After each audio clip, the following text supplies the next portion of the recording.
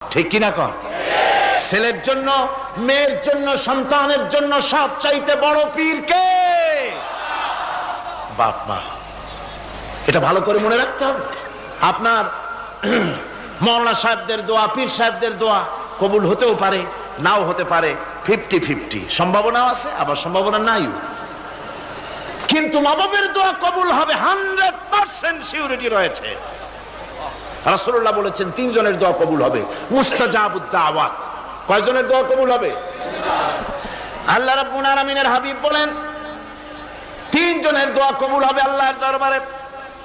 তার মধ্যে একজন হলেন মাজলুম ব্যক্তি, যে ব্যক্তি অত্যাচারিত, যে ব্যক্তি মুসাফির, প্রবাসী, তার দোয়া কবুল হবে।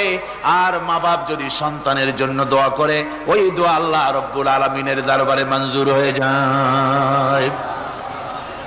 আল্লাহ রাব্বুল আলামিন মা বাপ